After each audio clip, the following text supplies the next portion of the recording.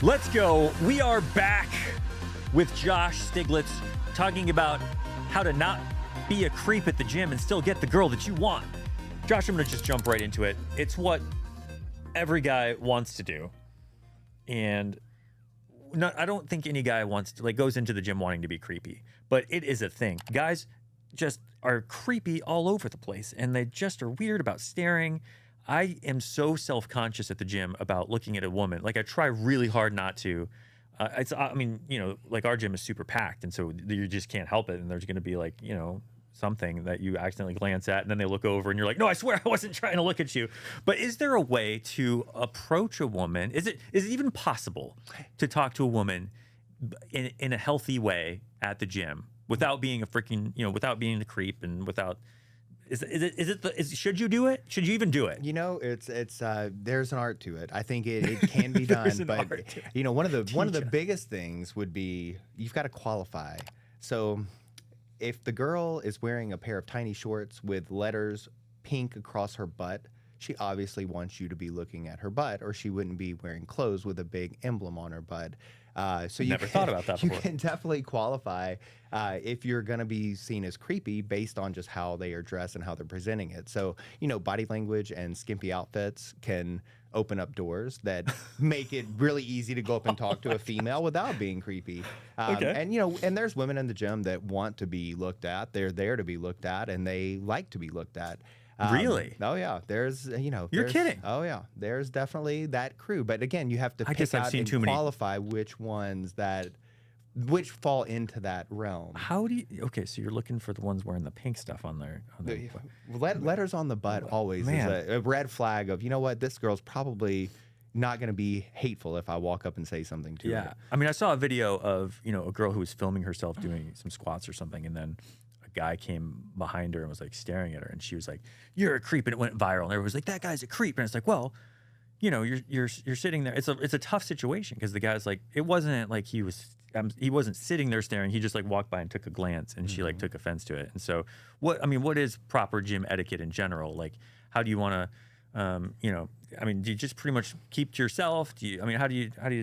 Again, if we're trying to be normal people, because everyone's kind of scared to go in the gym, right? Yeah, and I mean, it can be intimidating, and I think where he messed up is he photobombed her. She was probably trying to film something for social media, and then he just happened to give her an opportunity to really make an event and make things a little more exciting. Yeah.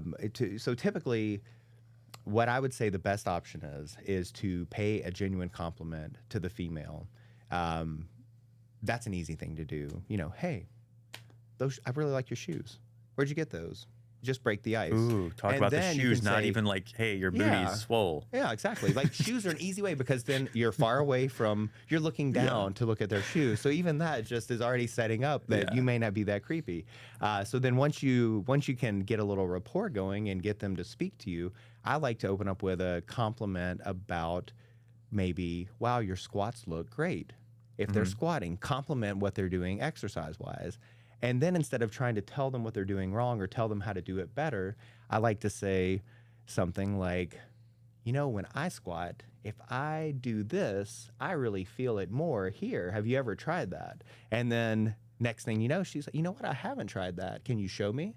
And then you start to show her. Maybe you're showing her just by demonstrating. Maybe you're putting your hands on her. She could show you. Or she could show you. Or you could she might ask you to actually help her with a form, put her hands on you and help her adjust some things. And at this point, you're aiding her in her fitness, and you are not trying to hit on her or be disgusting.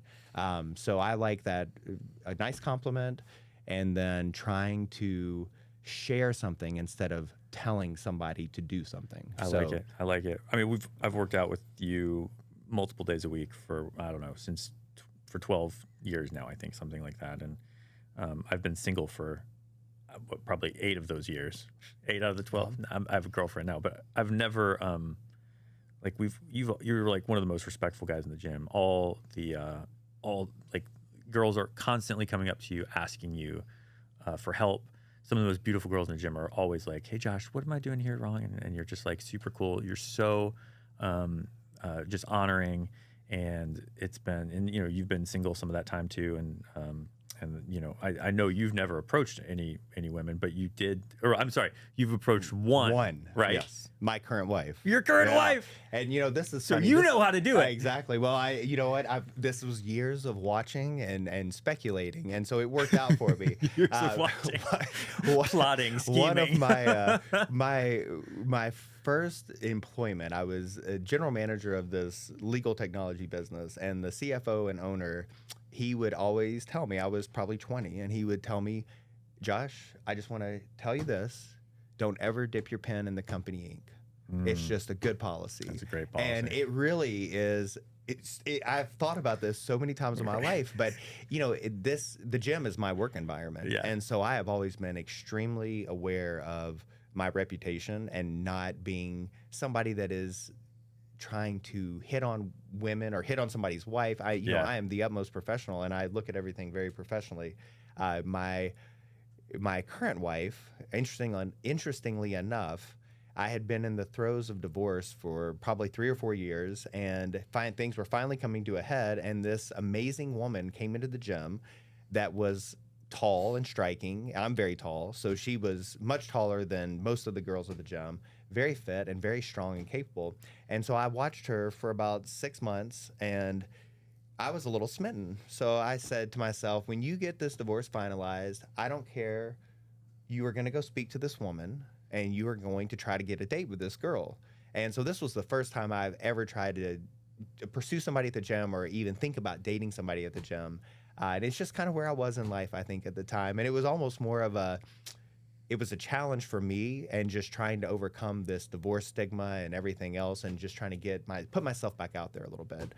So it was a test for me to try to just get this done. And I finally had an opportunity one afternoon. She was sitting on the leg press. There weren't many people in the gym. And I went up and actually made a really ridiculous comment. I said, you know, that leg press isn't going to push itself. Because she was just sitting there on her phone just watching, and actually made a little bit of a joke. And, oh, my God. And she looked over and made another kind of joke, and that's where it started. And so, you know, we talked about some leg pressing, and I gave her my card, told her I could help her with her nutrition and fitness. And lo and behold, next thing you know, we're dating, and now she's my wife, and we're having a second child on the way. Thank you, HCG. I'm sure that's probably the one side effect of HCG supplementation. It is a fertility drug. Can be used for fertility, yes, absolutely. And so, yes, so we have tested that one too, and yeah. So obviously, my goodness, if there's something to that.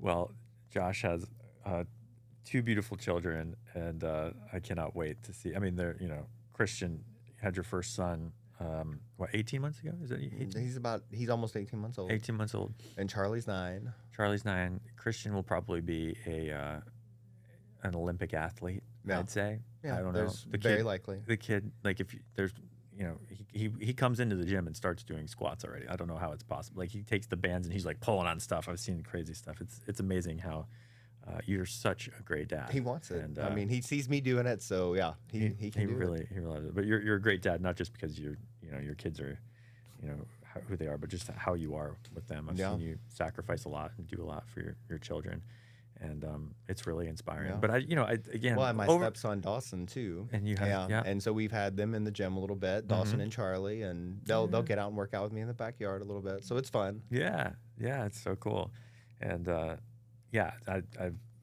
again having this history with you of so many years, there's been maybe a handful of times we've gone a week without training, but maybe 15 times over the past 12 years, and so there's definitely been seasons of life where I've been like, Josh, you know, we've talked to each other through dad stuff, we've talked to each other through girl stuff and challenges and legal stuff and all the things like that, and something has kept me from approaching any of the women at the gym too. Like, I don't know why. It's just like one of those things I just feel like I can't do it. I just can't. I don't want it. I don't know. And we always talk about it, you know, this girl's awesome, this girl's cool, but it's never like we should go talk to her. And I don't know. I just think in this world, maybe you wait till the parking lot's bad, right? Don't do the parking lot. Yeah, probably not the parking lot. We have the cafe at Lifetime, so that's a lot better option than the pool or the cafe. So if that is a lot better opportunity than actually doing it on the floor of the gym and interrupting somebody's exercise programming. That's true. So, waiting down, there's some amenities at the club that you're in. That's always a good place to approach. Yeah. You got time for one more segment? We can do something.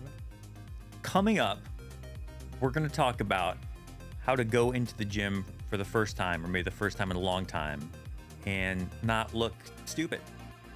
I'm going to give you some tips on how to walk in there with some swag, with some confidence. You may not know what you're doing, but Josh is going to tell you how to pretend like you know what you're doing. Go to getyourmanon.com and book an appointment for a low T ED clinic near you. Ask a question, throw some questions at us. Want to hear the dirt, the scoop, crazy stuff. Getyourmanon.com. Josh, we'll talk to you in a minute. How to be stout at the gym.